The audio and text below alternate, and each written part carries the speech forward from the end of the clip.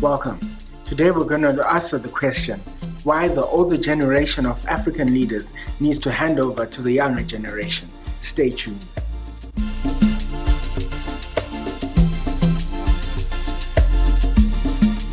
Thank you for watching this video. My name is Ndumi. I'm an African who has a strong desire to see Africa become the jewel that God has intended it to be. In this video, we're going to look at why the older generation of African leaders need to hand over to the younger generation. In that, we'll break down into 3 smaller questions, asking why there's a need for the younger generation to take over from the older generation, what role the older generation should have, and what is at stake for all of us. Let's get straight into the video. I'd like to start this video with a story from the Bible. When Moses went and delivered the Israelites from slavery in Egypt, they spent 40 years in the desert. What was happening in those 40 years in the desert? Because we know that the journey really from Israel to Egypt was only about 31 days walking. Why did it take them 40 years to make that journey? The word of God is clear. The reason it took them 40 years to go from Egypt to Israel was because God could not use the old generation anymore. He needed them to die with their mindsets and their old ways of thinking, because the life in captivity is different to the life of freedom. God gave them the opportunity to walk into that freedom when He sent the 12 spies into the land of Canaan to spy it out. They had the opportunity and the chance to taste freedom, but because their mindset wasn't right, because up here they hadn't yet gotten from a slavery mentality into a freedom mentality, God could not use them in the journey ahead. Over 40 years, He took them around and around the wilderness until each of the older people who were in Egypt under slavery had died, and a new generation of Israelites had risen, ready to go into the promised land. What can we learn from this story? Firstly, you can take a man out of the ghetto, but you cannot take the ghetto out of the man. Unfortunately, through years of colonialism, racism, slavery, and all those things that have affected Africa greatly, the older leaders still have the memories and the pain of that difficult time. And we don't want to take away from that experience, because we realize that because of them, we are where we are today. But as times have changed, we can no longer have a wartime mentality in a peacetime situation. And what we've seen all across Africa is because our leaders have a wartime mentality in a peacetime situation, they need someone to fight. They need an enemy, a common enemy in whom they can galvanize themselves together and go towards. Unfortunately, that enemy has ended up being the people whom they have liberated and whom they're now called to serve. Where Africa went wrong is that after liberation, we kept our leaders with wartime mentalities and tried to transition them into peaceful time, which did not work. We even look at the situation, what happened in England after World War II. Winston Churchill was their wartime leader, and he led them greatly into victory. But when peacetime came, they needed a peacetime leader, and hence his time then as Prime Minister of the United Kingdom ended. Likewise, as Africa, we need to learn that, yes, we appreciate the sacrifice that was made to liberate our countries from colonialism. However, a time has come where we need to move past that and look towards the future. This leads us to the 3 questions that we're going to be discussing today. Number 1, why is there a need for the younger generation to take over from the older generation? Things have to change because the world has changed. In 2020, we cannot remain angry with the way the transition from colonialism into freedom happened. For example, Margret Thatcher was the Prime Minister of the UK when Zimbabwe gained its independence in 1980. In 2020, the Prime Minister is Boris Johnson. He was only 16 years old when Zimbabwe gained its independence. And between independence and now, there have been 5 different Prime Ministers in the UK. Why does this matter? The battles that we are trying to fight today of 1980 are no longer relevant to the leaders of the UK today. So the rhetoric has to be different. We need to talk to them in a different way. Just as we did not have to go through war and to suffer and to die for our country. Unfortunately, there's a level in which we cannot relate to that experience. However, African leaders today are still reliving that experience over and over again, and expecting someone who was 16 at the time to be able to sympathize with their situation, to be able to reconcile differences which they had nothing to do with and that they have no memory of even today. As young leaders, we can look forward. We need a new type of engagement. We need a new type of involvement with other countries. We can't be looking at the past.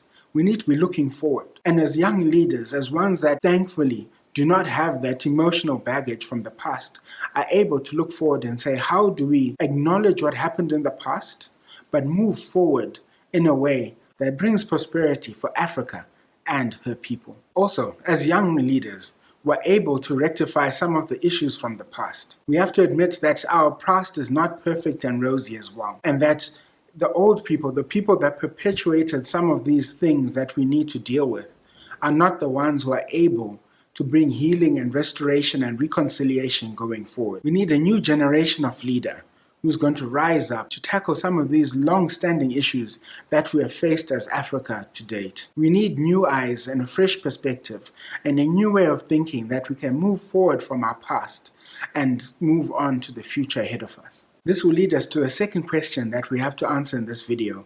What role does the older generation have now? We need the older generation to share their aspirations and vision, what they'd wanted to see from a free Africa. We need them to share the vision, why they took such great sacrifices to begin with. This is important for the younger leaders so that we can strive for the same ideals, for the same Africa that they fought for.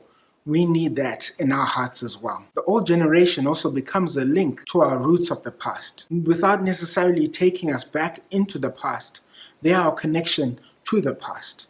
And we need them. We need them to guide and to mentor us and to lead us and to help us know where we have come from. Because if you don't know where you come from, you don't know where you're going. And we also need the experience and wisdom to tap off youthful zeal. We can learn a lot from those that have gone before us, but they have to be willing to share. They have to be willing to mentor. They need to take people by the hand and realize that even though they might not be in control, they are still valuable and they can still guide us and protect us from even stepping into the same landmines that they stepped into when they were in leadership. And most importantly, they need to hand over the baton to this new generation. It's impossible for them to live forever.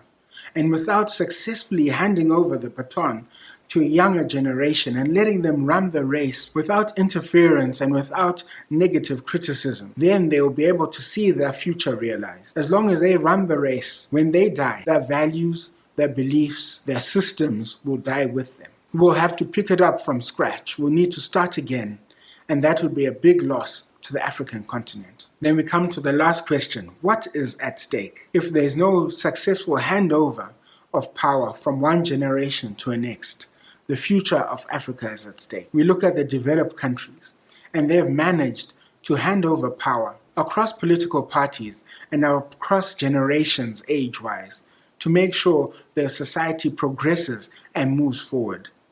We need to do the same as Africa. Without that, we will need to start again, which will cost us too much in time and catching up. With a world that's so fast progressing, Africa needs to catch up. And without having the old and young working together, it'll be almost impossible for that catch up to happen, whether politically or economically. We need to come together for Africa to move forward. We also find that our political and economic future is at stake. We see so many African countries that have mortgaged their resources to countries such as China, leaving nothing for the younger generation to take hold of and to go with, that are skilled in politics, those that are skilled in so many areas. What are the things that we need to do together to move forward as a continent? Africa is a continent that should not be selling their resources for a bowl of soup. If you've not seen that video, please click over there. We cannot be mortgaging our countries for bowls of soup. And that is what is at stake.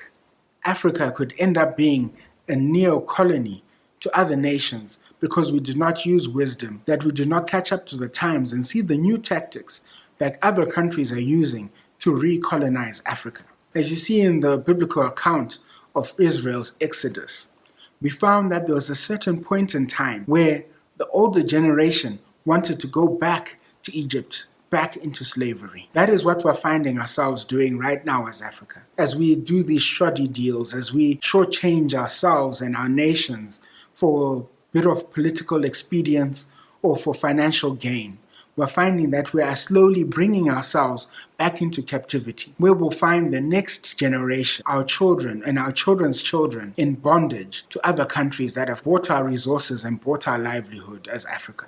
So we have a lot at stake. And this is not a small issue. This is an important issue. And this is an issue we need to grasp with and handle sooner rather than later. Question of the day. What can you, if you're a young leader, learn from an older leader? And if you're an older leader, what can you learn from a younger leader? These concepts that were discussed today don't just apply in national leadership, but they also apply in our families. How are we learning from the older generation? And how is the older generation putting us in good stead for the future? We need to think about this and say, as families, how are we going to hand over power from one generation and not the next generation? We'd love to continue this conversation, so please leave your comments below and I'll make sure that I respond to them. Young leaders are ready to take their place in the story of Africa, and they're ready to receive mentorship and guidance from the old leaders.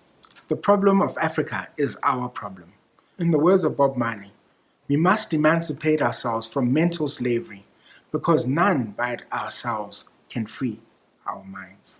If you've liked this video, please give it a thumbs up, please share, and we look forward to seeing you on the next one.